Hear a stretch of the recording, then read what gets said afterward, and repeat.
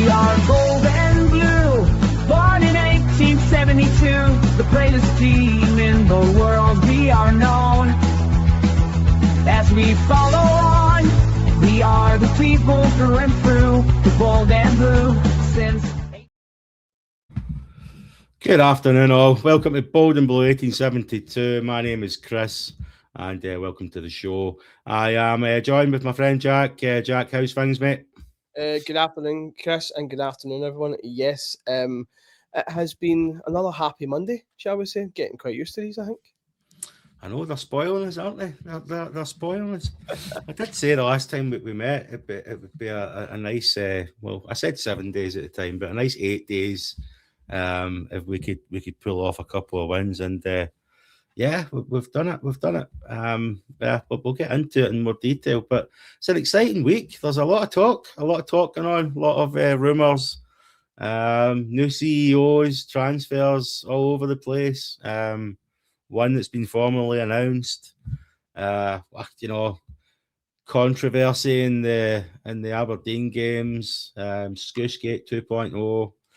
A lot to talk about today, and all of it. I'm going to say I'll be able to cover with a smile on my face. There's zero negativity coming out of me today. Transfers, Jack. I don't know, but let's flip it today. Let's talk about the game after it, because the transfers are what we're all interested in right now, isn't it? It's a kind of make or break period for us. We're in this title race, as far as I'm concerned. I did say if we pulled it off against the Dons over those two games, I would be convinced that more convinced, I should say, that we were in it to win it. And but obviously, I think we all agree that the recruitment we do over the next couple of weeks is going to be a catalyst for us to achieve that. So let's talk about some of these transfers. Let's talk about one that's been confirmed, right? First and foremost, this guy's name is going to drive me nuts, but Toshi Chuani, I think I pronounced that as well as I can. I've heard people calling him Chucky. I'm not doing that. That's not happening on this pod. I'm banning that name, so I'm going to just call him Toshi.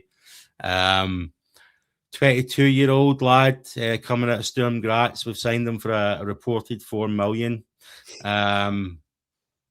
What'd you make of this one, mate? And excited? And I think for me is I had banged on a bit about and I've said this previously about experience and whatnot. Now, this is not someone who's 28, 29, played hundreds and hundreds of games. But what I will say is he's young, but there is a certain level of experience, in terms of made plenty of first team appearances, even played against Celtic in the Europa League as well. So I mean, this is a guy who has played first team football. It's not new to him in terms of playing first team football, although I would argue the size and scale of the club and the demand might be a little different to what he's used to. But again, I haven't seen a great deal. His teams like Sturm Graz, I'm not going to particularly be an expert on what they are, and obviously you can only go with what you've seen on the old YouTube clips, which you can make anyone look like an absolute 5-star player. But yeah. I am excited. Again, there's that resale value as well, potentially, with him only being 22. Yeah, 22. So, the YouTube clips is one thing. What I have noticed on YouTube underneath a lot of the clips, and don't know if you've seen it yourself, Jack, and if anyone's interested, Toshi has his own YouTube channel where he's got one video, right? 45-minute video. And I sat and watched it, and I found it very interesting. Seems like his English is great, first and foremost, right? But I suppose you'd expect that. He's Danish, isn't he? So, although he's got African roots, but African descent, but he's you would expect the Danes to be quite handy with their English. But he speaks very well. Seems like a genuinely good lad that just kind of puts himself under his own scrutiny and wants to just get better. I mean, it's a YouTube video, so it is what it is. But what I did notice is a lot of the Graz fans underneath it, whether it was 5-6 months ago when he made the video, or of late, when he's been rumoured to have been leaving, that they seem quite upset that he's going, which is a good sign in my opinion. A lot of debate. I wouldn't say debate. There's debate in my own mind on this one. I've had a really firm look at him over the last 24 hours in terms of his appearances for Graz this year. So he played 16 games for them.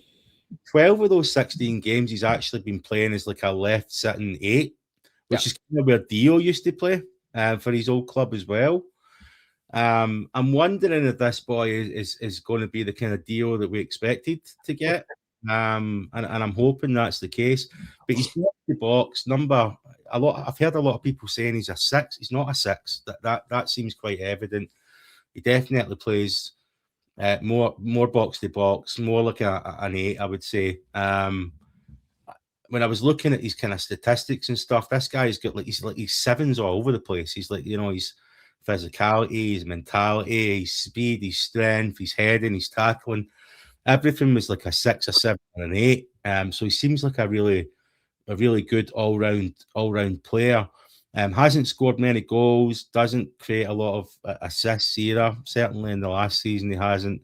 He's only scored 1 goal. There's been 0 assists, but seems like somebody that's kind of more attuned to getting you to those creating those opportunities for someone else. Ball carrying, very good at passing, good in the tackling, speed, power, like I said. Has had 6 yellow cards this season. Which, coming to Scotland and the challenges that we've got with refereeing, etc., might be a little bit of a concern. He's got 1 very notable red card against a team that we're all very familiar with. So, I don't really think there's much to be concerned about here. This seems like a really decent signing, but yeah, just based on what I've said there, what you've heard yourself. Any concerns, or does this seem like a really good sign? I mean, we're talking 4 million, so not breaking the bank, but still it's decent outlay. I think just on the point you made, I think is really key is that bit about he doesn't get many assists or maybe score many goals, but I think he's the one that's creating the opportunity for someone to then create the opportunity. I think that's from what I've from gathered and what I've researched is that he is going to be the one, almost like people say the assist of the assist, if that makes sense. So I think, like you said, I think an all-rounder. I don't particularly have any concerns. Yeah, you touched on the yellow cards and whatnot, but I mean, he could probably come to this league with not many yellow cards and maybe still end up with a red or whatever. Who knows? Just based on the standard of refereeing. So I am going to put myself in the excited camp about that. And 22, as I said. I just actually had to have a look there when you were talking about his total appearances. So he's 22 and he's played 139 games in total. Yeah. So, as I said, there is some experience there. And again, there's 22 being a resale value. And I know I keep saying that, but part of me is really interested in that strategy of we buy them for 4 million and hopefully we can flip them in a couple of seasons, because that would be the player trading model in full effect, shall we say? Yeah, I mean, it does strike me as someone that's good to go now, but like you said, does that opportunity for growth and sell on definitely appears to be there as well. So next up, let's move on to Tour Romans. Now, we spoke about this guy on our last video. I'm telling you, anyone that's out there, just look out for those little nuggets from Chris Jack. Chris Jack had mentioned this guy repeat. He was the only player that Chris Jack kept mentioning repeatedly, that there was something going on in the background there, but he would never commit to it. And lo and behold, in the last week, it's materialised that Tour Romans will be our new left back, or a new option at left back, I should say. The deal is done. It's going to be announced anytime soon. I've heard some stuff about he's had to pop home for whatever reason. I don't know what it is, but whether that's true or not, I did expect Tour Romans to be announced before Toshi was actually. But whatever's happening in the background, it seems as if all is well, and we can expect this one to be announced as soon as possible. So this 22-year-old guy coming from Westerlo, the reported fee is between 2.5 and 3 million. He's a fullback. This guy is a defender. He can play left wing back. He's got good physical attributes. He's strong. He's tall. This guy, by the way, from what I've seen of him and what I've read about him, is exceptional in the air. Which great. You know, I mean, he's a big lad as well. And some of the clips that I've seen of him as well, his awareness seems to be off the charts. And he's another one. Just looking at the stats on paper, he seems to be someone that's a kind of 6'7", few eights in there all round. One thing that did stick out to me is his leadership stats seem to be quite low, which is kind of weird because considering he's the captain for the under-21 team, or he was anyway. The under-21 he's Belgian, yeah, Belgian team. So I mean, is that a concern? I don't know, but in terms of all round, he seems like another very decent signing, and a left back that can defend. Oh my lord! Thank you very much. I'm all in there. Yeah, this one seems like a done deal, Jack. I know we already covered him last week, but yeah, are you excited with this one? Yeah, again, and just I'll probably repeat this quite a lot when I look at a lot of the signings, but this is someone who's again played over 100 games as far as I can see. Just going by the stats, you know, again, experience, but has the room to grow. And my goodness, you think we'd actually be recruiting for a league where you might have to win balls in the air by getting someone who can win something at left back in the air? Yeah, no shit. Again, yeah. Again, I'm excited. It's kind of strange because we've heard, like, for example, the two Romans one we've heard before. The Toshi Chuani one hadn't heard of before, and it's quite strange because we want to be getting players in a way that we go, right, they're you know, like a cert, but there's definitely more excitement about these. I think it's the markets we're exploring as opposed to you know, stuck in the English Championship, you know, or lower leagues of England where we're all a bit fed up and a bit weary of those markets. So I think it just brings a different level of excitement. But you know, a Belgium, you know, youth international, you know, it can't be that bad a player, shall we say. But again, it's just about seeing him and going in there. And also for Jayden Migoma, who I've been a massive fan of. I think for a young guy, he's done really, really well. And, you know, he's been really composed, but we can't expect him to play every single game. It's just not, you know, going to happen. They seem like very different options at left back as well. I mean, like I said, Romans does appear that he can kind of play that left wing back role, but he seems like a much more accomplished defender than I mean, like you said, he's still a young lad, Migoma, but defensively he's been a bit suspect now and again. But going forward and playing his role in the centre of the park as well seems to be more his game. So, but yeah, I'm a big fan of him as well. I don't necessarily want to see him like ousted from the team. I know he's not our player, that's fine, but I just want to, you know, it does seem like it does appear we'll have at least a couple of different options at left back and players that can play certain way. If Romans is that kind of more of a fullback defensive player, then I think he might actually be very well suited to a back three as well. You know, so again, it gives us options. I mean, you wouldn't put Migoma on the left side of a back three. There's no chance of that, and we're not sure what's going on with Cornelius in terms of his injury. So yeah, I think it gives us some options. But it is funny you mentioned the English Premier League or the English leagues, because we're moving into our rumour mills now. And one name that seems to be popping up, Dan Neil from Sunderland, was mentioned a couple of days ago that we were interested in a couple of Sunderland players. The other one being the right winger that I can't recall his name, but that one's kind of faded away. The Dan Neil one doesn't seem to be going away. I like Dan Neil. He's that kind of combative number 6, which is kind of similar to what Barron is, but obviously Barron's going to be out for a bit, and I can't help but feel maybe that this one is a bit more realistic now than it was previously. If we'd signed Toshi, as I'm calling him, then I'm not sure if Dan Neil would have been a target had it not been the injury with Barron. So he's a combative number 6. He's at Sunderland. End of his contract in the summer. So there's a lot of talk whether or not this is a loan. it could be that we're actually signing him on a pre-contract, and we won't see him until the end of the we won't see him until the end of the season. But yeah, I mean, he did really well with them last year. He's not played many games, as it, that happens when you come up into the Premier League.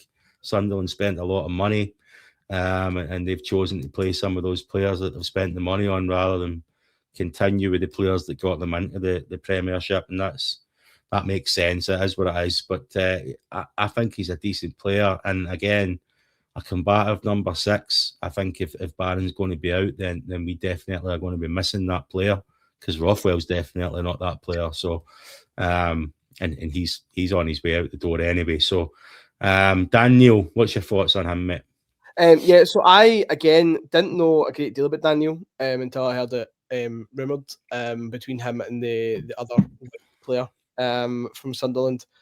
And I mean, to go from playing 44 games in the Championship last season to playing one league game, going by league statistics, not cup games, etc., it's quite a drop off. Now, Sunderland, can argue that they're 10th in the Premier League. They've done well, etc. For me, it's all about, I say the fee, but whether that's, like you said, is it an option that do we do a pre-contract? But then the argument is now that obviously with Barron being out, we need that type of player. Yeah. So do we take him on loan? Is this with a view to sign him in the summer? Or I don't know. I think now it is needed, and probably wouldn't have had as much legs behind it if it hadn't been for the whole kind of Conor Barron being out for up to early March. I think it could be the longest. So, but again, just from having a look at him, I do not mind a combative midfielder. That is for certain. And as you said, talk about Rothwell's not going to be that player. Never looked like being that player. Never was. I like a player that can get stuck in, you know, and have a bat about him. So again, I don't know much about him, but he's only 24, so played a lot of games, a lot of experience. Again, but 24 is not it's not at the wrong end of his career. I think that's the thing for me in the English markets. There's always people who are towards the end of their career, and it can work out. Prime example, Jermaine Defoe. Thought it was a great signing in terms of experience, scoring goals, etc. But how often have you got a Joey Barton or a Philip Senderos, coming up and not exactly doing well for us? So I would be excited. I say excited. It's not like the flashy name, but it's one of these players that you go, do you know what? He'll do a great job for us, based on what we've seen. Yeah, I reckon. If it doesn't. Does it make sense to get him at the end of his contract? I think it does, but it makes more sense for us to cough up $1 million or $2 million now and just get him. He's rated at, I think, about $5 million anyway, right? So, which is kind of crazy. I mean, you consider he's got 6 months left in his deal, but that's transfer market for you. But it does indicate that that's the kind of valuation that he had prior to him kind of running out his contract. I don't know. It depends if the money's there, but we need. I'm concerned about Barron being out. We need someone to fill that gap. So I think that this one does make sense. And if you ask me, considering this rumour's not going away, similar to the Tur Romans one, it was confirmed by Chris Jack as well that we were speaking to Sunderland, but it was inquiries basically. So take from that what you will. But I think Dan Neil makes sense. A couple other, so 2 more. There is a big name on this list that I'll get to in a second, but just before we get there, Parfait, I'm going to butcher this one. Parfait Guguion, 4 million, rated at 4 million, left winger, plays for Charleroi, Ivorian Coast left winger. 1 year left in his deal. Apparently, there's an option to extend that by 1 year as well. So I'm not sure how accurate that 1 year left on his deal is. But they are open to offers apparently, and it has been confirmed that Rangers have inquired about this guy. You're going to see this as a trend, I think, over the transfer window. Just because we're inquiring for players, and but we might even be talking to some of them directly, doesn't mean that they're necessarily coming to us. There's other clubs in for these players as well. Rangers might be one of 5 or 6 clubs that are speaking to these players. So where they end up is nobody's, anyone's guess. But these are the ones that are rumoured. So he's a left winger, but he can play on the right as well. So we've got a couple of different options there. What does this say for you, Jack, about the other rumours about Gassama potentially leaving? I'm not sure if it's I'm putting 2 and 2 together and getting 5 maybe, but maybe we do need another left winger. But yeah, what do you make of this one, mate? Well, very much so in terms of like if someone like Gassama was to leave, then you'd be a god. We really need that one. He's probably the one out of all of them. So I wasn't really aware of it until this morning, I have to be honest. I had a quick look again, age-wise, 24, mid-20s. Probably the less in terms of experience out of all of them, but he's spent time in over in Israel, Maccabi Tel Aviv. Again, but he started playing for the Ivory Coast this year, get his 4 caps, so...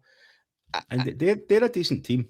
They are. That's the way I was looking at it. So he's obviously come onto some kind of game, I suppose, to be then getting selected for the national team. I really am unsure on it. I mean, would I have an issue with another option out wide? No. But again, it's like, I know we're talking about looking for someone on the right. It's like, we're going off that basis of like, he's got that versatility.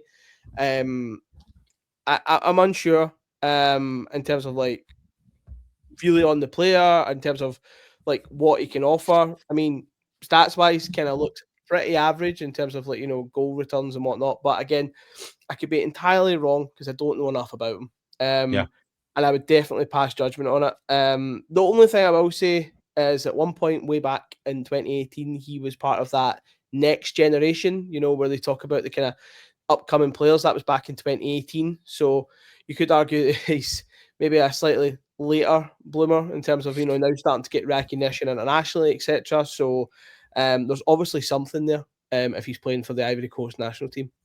I believe at one point he was it's been a while since I've played Football Manager, I'm not going to lie. I've been debating with myself whether to get the latest version, but try and get back into it. But apparently he was a wonder kid at one point in the past, or at least he was a notable kid. Let's say that much. Yeah, listen, mate. If there's any Rangers fans out there that are saying they know a lot about any of these players, I'd be very surprised. Who's watching the Danish league and the Belgian league? Maybe Daniel probably. I think a number of fans had probably watched him in the Championship last year. This lad playing for Charloy. And then the big news in the last last 24 hours at least anyway, confirmed by Chris Jack this morning again, another player that we're looking at, a right winger, someone's name who will be very familiar to Rangers fans, Andre Skov Olsen. Now we are going back. It could have been Gerard, but I'm pretty sure it was Gio was interested in this guy. I'm almost sure it was Gio. So we've been linked with this guy a number of times, but this time we're led to believe that talks with Wolfsburg have actually commenced. And again, there's a number of clubs that are in for him. He's a high caliber player. I mean, he's rated. I think they signed him for like 14 million euros last season. So I'm not sure what's happened in the last kind of six to 8 months since they signed him, but he's only played a handful of games for them. So he wants to get away and get some game time. Rangers seem interested. It's rumoured, and again, rumours, take it for what it is, that we're potentially looking at paying about 2 million euros for a 6-month loan deal for this player. That has happened before. We did that with Silva from Wolfsburg, if you remember, which was a bit of a disaster in my opinion. Silva's went on to do quite well, but didn't do very well for us. We could argue whether he was played in the right position, if he was used the right way, etc. But he was an expensive flop for a 6-month loan deal. So, but on top of that, what I would add to this, we are in a unique position in the SPFL this season where if results go the right way, there's Olympiacos have 2 games in the Europa left, and we've got Copenhagen have 2 games in the Europa left. They have very tough fixtures, both of those teams. They have to get Copenhagen have to win their last 2 games. I think they're playing Napoli and someone else. And then you've got Olympiacos are playing. Jesus, it's went out of my head there. Ajax and Leverkusen. They have to get 4 points out of those last 2 games, and they have to bank on Rangers not winning or drawing their last 2 games. Not winning one or drawing. Either way, if we do that and we win the league, we're in the Champions League automatically. That's the state of play. So coughing up 2 million for this lad who is, you know, every player's a risk, but has a proven track record of being a very good player. A lot of fans are excited about this one, mate, and I am too. Can't get carried away again, but if we get this one over the line as a right winger, which is a position we sorely need right now, and he can add some goals, I mean, he could be the difference maker. Yes, I have been excited about his player numerous times every time he's been linked with Rangers. And again, when I heard it last night, I was very, very excited once again. Just on your Football Manager reference, this guy was a good player in Football Manager also too. When he was younger. I don't know if he classed as wonderkid, but he was good. But I mean, you can't argue with how he was, particularly at Bruges. I mean, 124 games all in, 49 goals coming from out wide. Yeah. I mean, that's, you know, and Bruges do typically can identify a pretty good player and then they sell them on, etc. And also, I would just add to the fact that we've kind of seen this movie before. Player comes from Wolfsburg, out wide, comes, plays well, gets another move. So even if we don't get the long-term benefit, I think, you know, if Everton was to go away, I mean, I've seen people say £2 million, €2 million investment for a potential £40 million, you know, pound Champions League bounty. Yeah. I think it's a risk worth willing to take. Also, the fact that there's that evidence of how and what happened with Chuani and Wolfsburg in terms of that way he went and got another move. It could almost be highlighted to Skov Olsen that path does work, you know. So it may be obviously money talks, but you know, it could be something you could twist a player's arm with as well. There is actual evidence based that if he comes and performs, there is an elevated level of exposure, you know, with playing for Rangers, you know, that you might not get even if you go to another league that's got more money. So it's all there from them. I am very much going to stay on until I see the scarf above the head. Of course. Yeah. But I would be very, very excited about this one because I think he's a player who could absolutely wrap it up. I think you've hit the nail on the head there, mate. See, it's not just the player either. Wolfsburg have to agree to the transfer as well, right? The loan. They've already had experience with us taking Chuani, him getting a reputation with us, and another club paying some decent money for him. They'll obviously, whatever's going on with him there, they've obviously signed him for a decent outlay. And I don't know if they've had a change in manager. I have no idea what the reason is that he's not been playing. But if they're looking to get their money back, they must obviously have some confidence that they've had experience with Rangers being able to turn a player around in a short period of time and get them the money they were looking for. So I'm excited by this one, but I also think there's a high probability it might happen. Yeah. That relationship between Rangers and Wolfsburg might be the difference maker, even though we're led to believe there's a number of clubs there. But I couldn't, you know, £2 million for the potential for 40 million. I think that's a no-brainer for me. It sounds like a lot of money. But yeah, I covered this in a number of pods ago, but before you started doing the pods with me, Jack, and I was talking about the massive outlay that we reportedly paid for Mikey Moore, and I did some kind of research on it about how much are you paying for a loan player, and it was, you know, if you look at the course of a contract, if he's there for 3 years. Or 3.5 years, I think it was, whatever it was they signed him for, and they paid 14 million euros for it. If you break that down by each season, you're talking about 3 or 4 million per season. So it makes sense that Rangers would have to cough up 2 million for half a season if that, if my maths is working right there. But so I think it's worth it. But listen, time will tell. I mean, the last three there, Dan Neil, Parfait, I'm not even going to say his surname again, and Skov Olsen. They're all rumours, but they're heavily linked with us at the moment.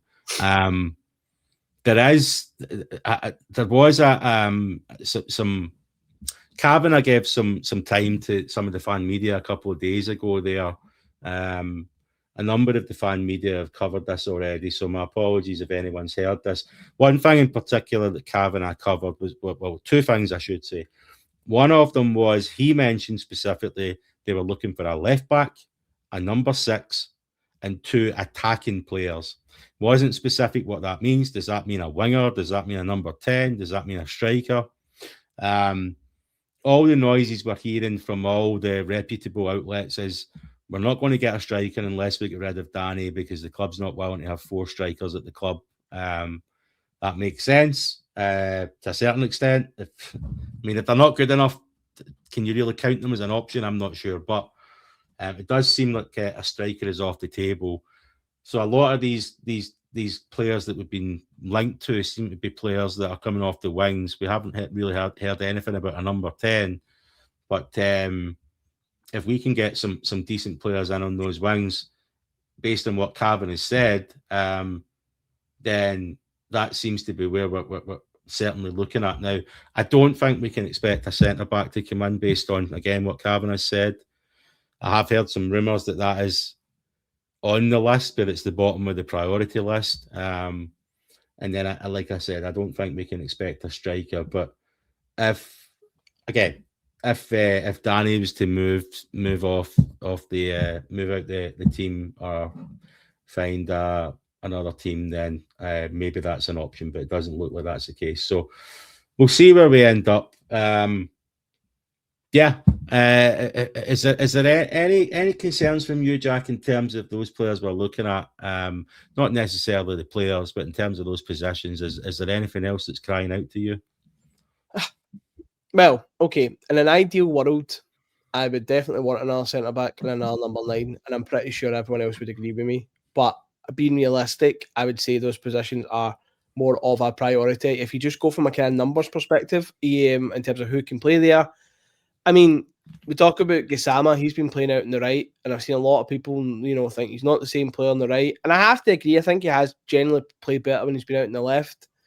But I feel he's out there. I mean, I say doing a job. He's out there playing because who really else are you going to put out there now who's really going to give you something? The difference with Gassama is that way you can run at a player. You can drive with the ball. Let's not talk about decision making, but I think if you have someone like that, Skov Olsen, for example, that means that Gassama can then prefer to stay on the left, play on the left, play as more natural preferred position. It makes sense. I just keep wanting to say Skov Olsen because I'm actually that excited, but we'll just try to kind of temper that at the minute. But yeah, I mean, centre back, you look at the numbers that are there.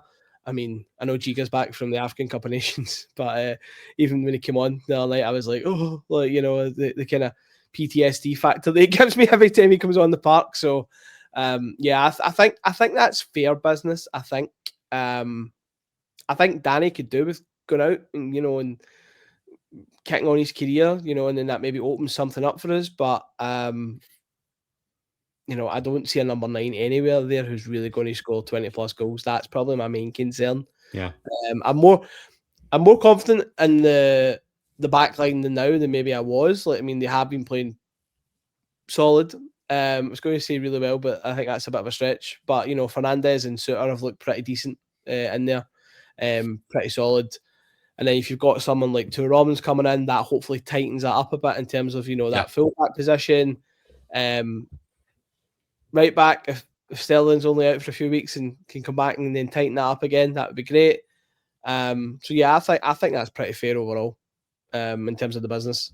I think it's one of those ones you never say never unless something happens in terms of people coming out, bids coming in for players or whatever, and it could totally change. But I think as it stands, it's quite a decent bit of business. Yeah, and we're spending money as well. I mean, we at some point you need to be careful, right? I mean, that how much can you spend and still get away with it? Cavan, I did mention in the meeting that he had with the fan press as well, is that we are way under 50% of the available funds that you can spend on the squad, etc. And the FFP allowance is 70%. So that there's some room to breathe there. He mentioned some change in FFP. I've not looked into it. Something about how it's calculated has changed, the way that it's freed up a bit of cash, basically, he was saying. I need to look into that in more detail, but he didn't seem concerned about the money aspect of it. I know our friends across the city, I've noticed that a number of comments across Twitter and stuff like that, where they're like, where's this money coming from? Make sure you get paid on time and stuff like that. I mean, just ridiculous stuff. Do you know what I mean? I mean, we're backed by billionaires, for Christ's sake. So, but in terms of like the fair play rules, we can't just keep spending. So some of this needs to be done wisely. We can only bring in so much without getting some of our money back on some of the players that aren't going to be carrying us forward. And speaking of which, just to close off the transfers, we already covered Dow still looks like it's on for Hull. Rothwell still looks like it's on between a couple of clubs down south.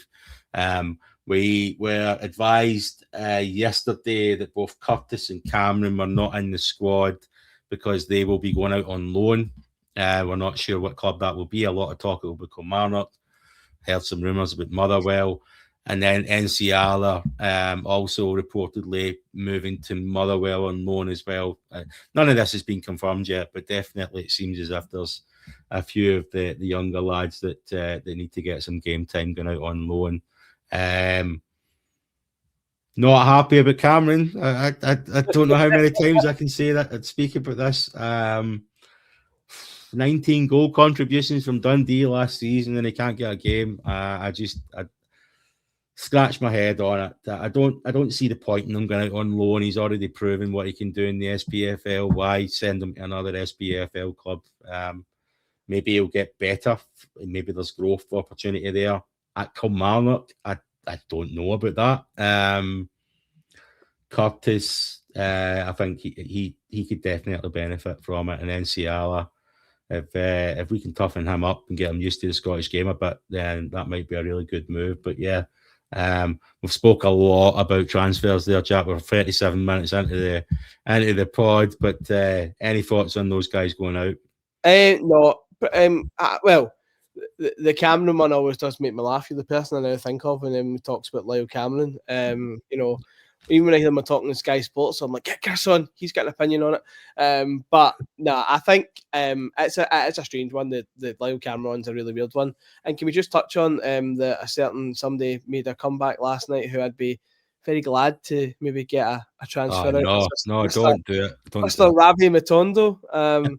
Could not believe it when I seen him warming up on the bench. I was like, how much is those two? I called it in the chat. I did say it. It was happening. Said it earlier on in the chat. So, yeah, unbelievable. But most of them I would say I agree with. If anything, I'd quite like players to go to Motherwell just purely on the basis of the way that the way they play. But yeah, Lyle Cameron, strange one. That's all I'll say on it. Yeah, I don't want him to go to a team that's getting scalped every week either. Do you know what I mean? And there's a high probability that's going to happen at Kilmarnock. These guys need to get used to winning as much as they do need the experience. I think Motherwell's a good shout for all of them. And I'm confident Motherwell would probably, I don't know what their loan situation is in terms of how many players they've had on loan, etc., and ins and outs, but I'm not too keen on them going to Kilmarnock, mate, to be honest. But if that's where they go to get their game time, we'll see how it pans out. Gutted about the Cameron one, but it is what it is. Like we did have a formal announcement today before we start talking about the games. This is the worst kept secret in Scottish football. Jim Gillespie has been announced as Rangers' new CEO, formerly of St Mirren.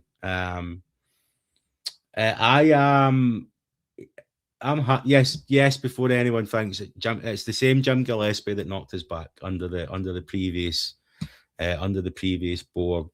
This is a different board. This is a different challenge. This is a different opportunity. I'm all in on this. I think he's done really well at St Mirren. St Mirren are a really well-run club. They've done really well recently with limited resources. I'm all in. You know, people say St Mirren and Rangers are night and day. Of course they are, but he's proven himself in the SPFL. Surely that's a start, right? And surely that's an indicator that he can potentially move on to bigger things and get. That's how, you know, in life that's how it works, isn't it? You do well in a smaller in a smaller operation and you move on to bigger things. So I'm all in on this. I'm led to believe he's a good Rangers man, which is, you know, should that matter for me? I think it's icing on a cake sometimes, but not overly important. But it's nice to have that. But yeah, thoughts on Jim Gillespie? Yeah, pretty happy overall. And that was the clarity I needed, because I was like to Chris, I was going, that's definitely the one who knocked us back previously.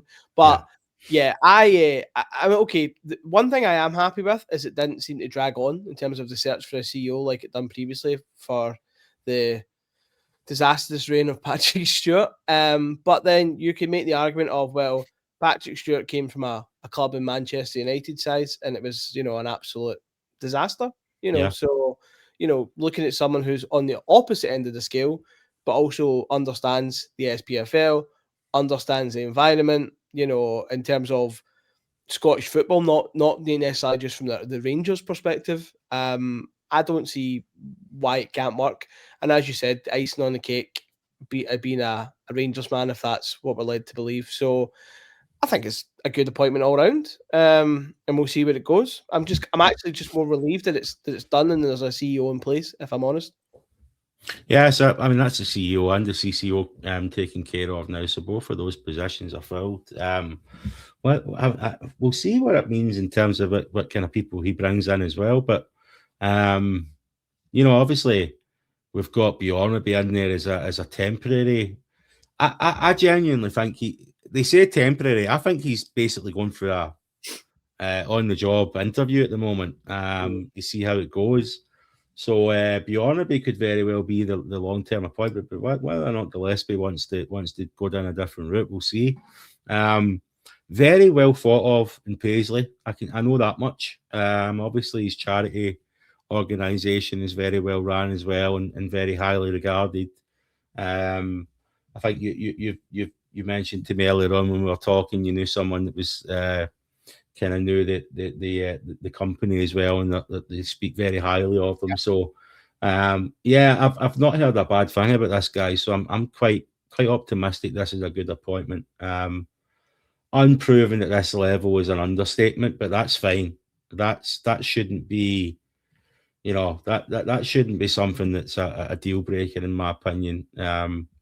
He's proven at lower levels and deserves the opportunity. And you know, this people are entitled to their opinion, but this, you know, he said no once to Rangers. He shouldn't get the chance again. I don't agree with that. You know, I think it's a bit immature. A lot of people will disagree with me highly on this. I think the McInnes situation, because of that rhetoric, is probably, I don't know, probably cost us an opportunity of having a decent manager prior to having Danny Rohl in. But it is what it is. So, right, let's talk about the game. Right? I mean, the last week we've faced Aberdeen twice, home and away. The last time we spoke, I was saying that you know, these are going to be tough games, and this could make or break our season. And I wanted to see us take 6 points from these two games, and I would be more enthusiastic about the title race. Can I just start by saying Aberdeen are atrocious, absolutely atrocious. I knew they'd been bad at the start of the season. I knew they had that spell where they played they had a run of games where they played a bunch of the teams at the bottom half of the table, and they were top of the form charts for 4 or 5 games. And then as soon as they started playing the teams at the top end of the table, the arse fell out of them again. So I expected more from Aberdeen. I thought they were really, really, really poor. I was going to say over the 2 legs there. Might as well. Home and away. They had a couple of opportunities when they were playing us at Ibrox that I was a bit uncomfortable with. If they had better players in the forward areas, they might have capitalised on it. But we are talking about a team that has now not scored for more than 6.5 hours of football in the Premier League. So yeah, up top, they are not exactly prolific and not much of a danger, but they did have a couple of opportunities against us, which has been a recurring theme with Rangers, where we're kind of giving away these opportunities, and on a lesser day, we might concede them, and these results might look very different. But ultimately, we win 2-0 at home, and then we go to Aberdeen with terrible windy conditions, a pitch fit for rearing cows, to be honest with you. And we beat them 2-0 there as well. We'll get into some of the shenanigans that have went on. But what did you make of those 2 performances overall? I thought, that term, the thing about professional performance, I mean, in the words of Danny Rohl, but we'll say 6 points, clean sheets, job done. It's kind of how I feel about it. There was good moments. I mean, the moments, I was probably more worried about the moments at Ibrox in terms of the opportunities to get through and go, and there was that horrendous touch by the Aberdeen forward, who then proceeds to kick the ball into the crowd, which we'll not go there. But I mean, formerly of AC Milan, by the way. Boy. Wow. But yeah, I thought it was a good performance. I think actually, for me personally, I think last night was better. Although I did feel we started a bit slower last night, if I'm honest, in terms of the way we started the game. But I mean, you look at Conor Barron in that game at Ibrox, I thought he was phenomenal. I think he was determined to score a goal, if I'm honest. He just wanted to score that goal. But Aberdeen's just at the minute, they're absolutely woeful. The situation with the sporting director being on the bench as well, that is crazy. If I was Peter leaving, I would not be impressed with that at the minute. This is a guy who's done an interim job reasonably well every time he's been asked to do it. So yeah, it's a bit of a basket case at the minute. But yeah, I was just really happy. Clean sheets, couple of harem scaring moments, some good play. Set piece FC, we're being called at the minute. That's what I've heard. Is to getting our way to goal. But yeah, I can't really complain. 6 points against Aberdeen back to back. 3 points each game. Well, listen, some massive monkeys off our back. So believe it or not, it's taken us 3 years to beat Aberdeen at Pittodrie in the league. December 2022 was the last time we recorded a victory against them in the league. So over 3 years. So that's one monkey off the back. Thank you, Mr. Rohl. The other monkey off the back, it's the first time in 18 months that we have recorded 5 in a row victories in the Premier League as well. So again, thank you very much, Mr. Rohl. We've went from Mr. Martin breaking all different kinds of records to Rohl setting, not breaking records, but certainly breaking bad trends. You never know with Aberdeen. I was confident with the Ibrox, playing them at Ibrox, playing them in Pittodrie. I was a little bit skeptical about it. But they're really bad. I'm sorry, Aberdeen fans out there. I'm not sorry, but yous are terrible, and it's funny. So thank you very much for those 6 points. That's now Celtic and Aberdeen back to back over the course of 8 days. 9 points bagged, and sitting pretty second in the league. Did you watch the Hearts game yesterday, Jack? I seen bits of it. I can't lie. When I seen they get a red card, there was a bit of excitement in me. That save from Craig Gordon, was just unbelievable. I have to mention it. I know this is a Rangers pod, but they were getting, they were getting battered in that second half. And this is a concern for me. Hearts have McInnes as their manager, and I've got a bad feeling they're just going to learn to grind these results out like that. But yeah, Craig Gordon, not a fan of the man, but hats off to him. Might be one of the best saves I've ever seen. I think the ball was behind him actually, and he kind of clawed it back. So. Unfortunately, Hearts did not drop by any points, so we are as we were. Sitting second. Celtic have a game in hand on us. Obviously, we're level in goal difference with Celtic now, which is great. So that we've clawed that back as well. But Hearts still sitting pretty at the top of the league and looking good for it now. Some of the crap that went on last night in the game. I mean, let's start with the Fernandes foul. For me, Fernandes is jumping up, not even looking at the goalkeeper. Eyes on the prize, eyes on the ball. Mitrov comes running off his line, never getting the ball, never getting anywhere near it. Mistimes it even when he does jump. And because he jumps and Manny is already in the air, it's given as a foul because Manny obstructs his arm, even though Mitrov is the one that comes towards Manny. I know that there's I know you can't touch goalkeepers nowadays and all this nonsense, whatever. For me, that is a ridiculous call last night. Manny climbs as he's so good at doing, puts that ball in the back of the net. By the way, if Mitrov would have just stayed on his line, he probably would have saved that. But he didn't. He comes out, and it's given as a foul against Manny. And VAR at this point is just, I don't know, just not doing what it was supposed to do. It seems as if VAR is just looking for opportunities to cut off goals now, and that's all it does. I was pissed off last night at that decision. What did you make of it? It was absolutely bonkers. I could not believe it when it went to VAR. Now, like you said, goalkeepers are protected. People to call them a protected species. At the end of the day, Manny jumped. The keeper comes into his space, if you make sense, and Manny is already up there. How's he meant to jump without his arms? The referee seemed quite content to give it, and VAR gets involved for whatever reason I do not know.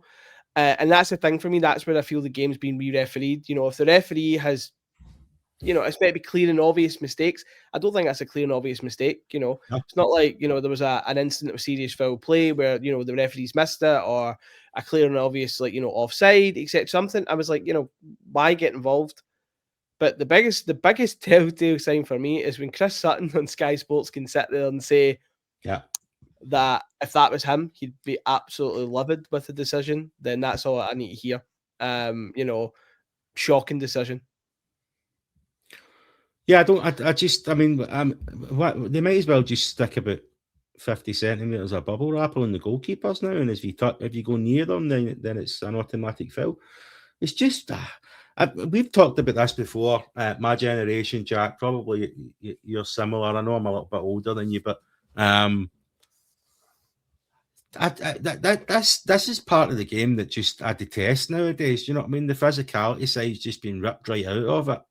That wasn't even. That was borderline. Even call that physicality. And again, I go back to the point that Mitrov is the one that's jumped into Fernandes. It's not the other way around. I don't know. I was screaming and bawling at the TV. I mean, we're 1-0 up at that point. If we score, then do we go on to hammer them a couple more goals? I think there's a good chance we do, because we were a bit nervy after we scored the first goal. You never know, don't you? But when it's Aberdeen and Rangers, so and you could see that. I actually think if it had been a Martin side, or even the tail end of PC side, as bad as Aberdeen were, I would be, I'd be creating buttons with my arsehole, to be honest with you. So until it was 2-0. So, but I felt very comfortable last night, but a bit nervy. But if that goal goes in, then I think we go on and we win it a lot more comfortably than we do. But anyway, we go on and we win it 2-0. the first goal, Manny is holding his head after the first goal as well. I'm not sure if you noticed this. Apparently, objects were thrown at him. Miovski, before he comes on, when he's doing his warm-up, he's getting pelted with lighters and cups and bottles and all this kind of stuff. He actually has to stop his warm-up. There's players getting stuff thrown at them when they're going up the tunnels. Just disgusting behaviour from the Aberdeen fans. I hope Aberdeen are doing, as a football club, are doing all they can to find the culprits that were doing that last night, because there's just no place for it. I know it's happened at Old Firm games, and our own fans have been guilty of it in the past as well. There's no place for it in the game. But ultimately, what happens at the end of the game when they're going up the tunnel, to a certain fan that's there, Raskin decides to come back after going up the tunnel. Apparently, some abuse is being spoken to him. Accusations that some cups were thrown at him as well. We do see that another cup is thrown at Butland after the Skoosh. Skooshgate 2.0. Raskin comes up and gives a sheep a bath. Was very funny, but I'm gonna give my 2 cents on this. At a time when we are struggling at players in the centre mid, I think Raskin's I was laughing my head off at first. I'm not going to lie, but I think Raskin's a very silly boy for compromising us like that. There's no excuse there. It's not a Cerny where Cerny was just running with a bottle of water and, I don't know, scooshed a whole section of them, but he had the excuse that he was excited and just running with his bottle of water, right? This is Raskin coming back and intentionally scooshing a single fan in the face. Funny as feck, but I don't know what your thoughts on it, Jack. Well, just want to touch off with the supporters from Aberdeen launching stuff at players. And as you said, it doesn't matter what team or what set of fans does it. You just can't do that at a football game. Like, you know, at the very end of the day, no matter what we think, these are guys that are here to play, you know, and work essentially. Like, and I totally, you know, shout what you want, you know, berate the other team, fine, you know, say some hearty words if you want, you know, fine. They can take that and they can cut their ears back at you and stuff. But when it starts coming to stuff getting thrown, you know, Miovski going up there was always going to be, you know, an issue in terms of a reaction. But at the end of the day, the guy's not even on the pitch and he's getting all sorts flung at him. It just can't happen. And I'll be honest, I'd be the first to say it if it was, you know, our own supporters as well. So I just want to make that quite clear. Skooshgate, I can't lie, I also did have to laugh. I mean, at first I thought it was a lot more serious in terms of the way it was reported in Sky News and said there was an incident with a supporter between Raskin and a supporter. I was like, oh, what's happened? And, you know, it was like they made that quite a point of it. Turns out he'd soaked a fan who was already soaking, but you know, that was the irony. He still had his waterproof on that was soaking. But I mean, I think you've got a really good point. He just needs to get up the tunnel. You know, game's done. You know, you've got your 3 points. You've annoyed everyone in the stadium. You know, most of the stadium. But again, like there's that preemptiveness to it that, you know, he's went away and he's come back and scooshed them and that. And I do find it quite amusing. You know, he probably should just get a bit of a tailing off, but I do worry in terms of, like, you know, does someone want to make an example out of that? You know, yeah, that's my fear. Like you said, Chuani had the excuse. He was, I've got the bottle and whoa, and just, you know, going a bit crazy. But Raskin has went away, then came back and done so. However, the same thing applies, you know, that I hope that what get flung and hurled at the players is also being investigated, because you can't just, you know, give Raskin into trouble for scooshing a fan when there's been things of a slightly more serious nature happening. I think it's fair to say. So, yes, it was funny, but he just needs to get up the tunnel. Just take your win and just go. Yeah, that's the thing that's won my ticket today, though, as well, Jack, and last night as well. All the newspaper articles were about Raskin. There was barely a mention about the missiles getting thrown at the Rangers players all throughout the game. And that kind of sets the tone for what's probably going to happen, right?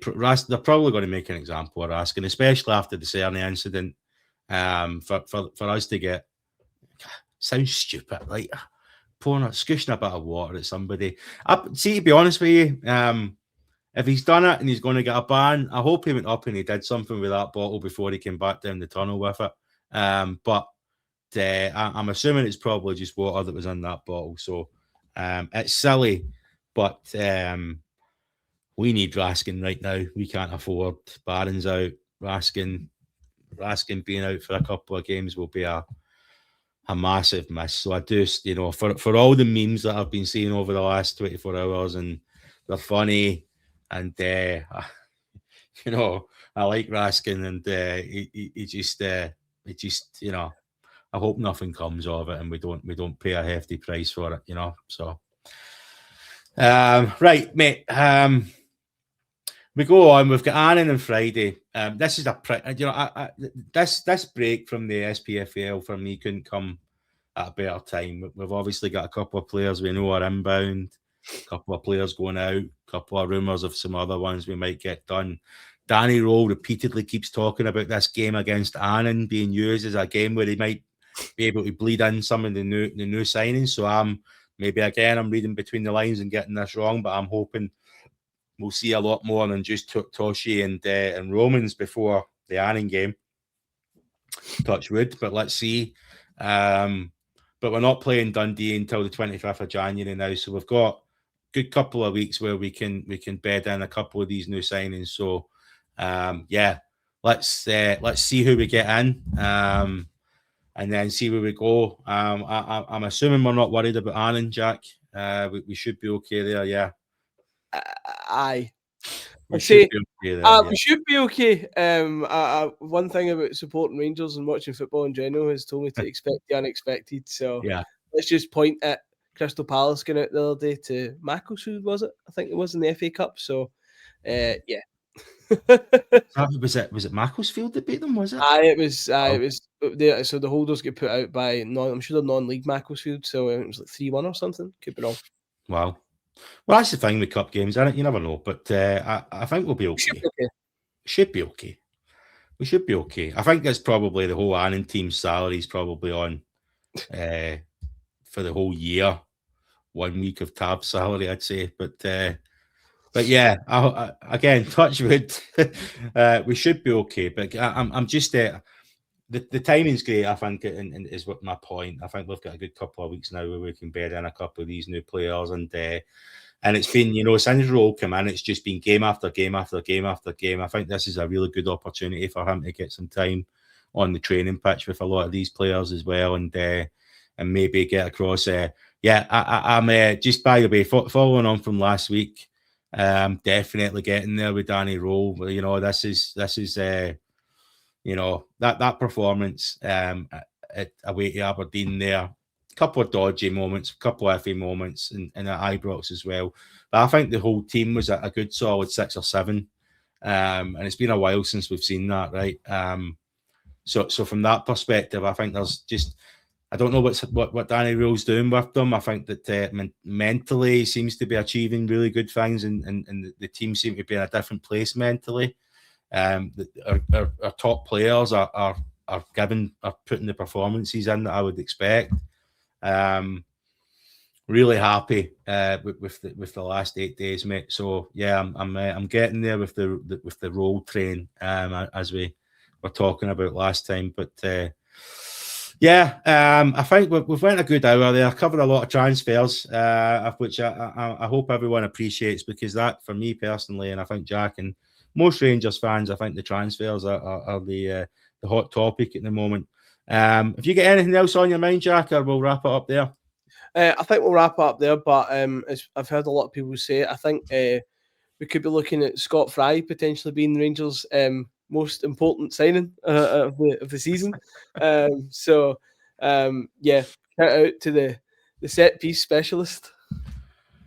Well, we are. I haven't looked at the stats, but I think we're off the charts, aren't we? In terms of, we're second in the league. Bear in mind, this is a team that went a whole season with PC. Well, the best part of our season with PC without scoring off of a set piece. So, long may it continue. What a difference set pieces can make. Right, thank you very much, everyone. I hope you've enjoyed the last week as much as we have, and I hope the rest of your week goes smoothly until the Annan game, and myself and Jack will be back on Monday. If you could like and subscribe, we'd really appreciate it. Again, the support as always has been great. If you do like and subscribe, then it does help with the algorithm. Jack, if you want to say your goodbyes, mate. Yeah, thanks everyone for tuning in, and we'll see you next time. Thank you very much, all. Enjoy the rest of your day. Until next time, this is Bolden Blue 1872. Thank you very much.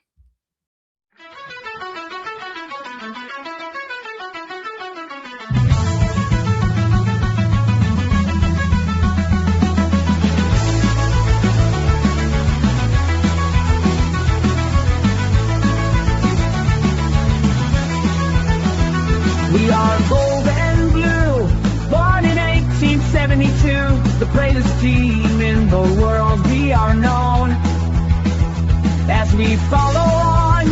We are the people through and through, the gold and blue since 1872. With our hearts on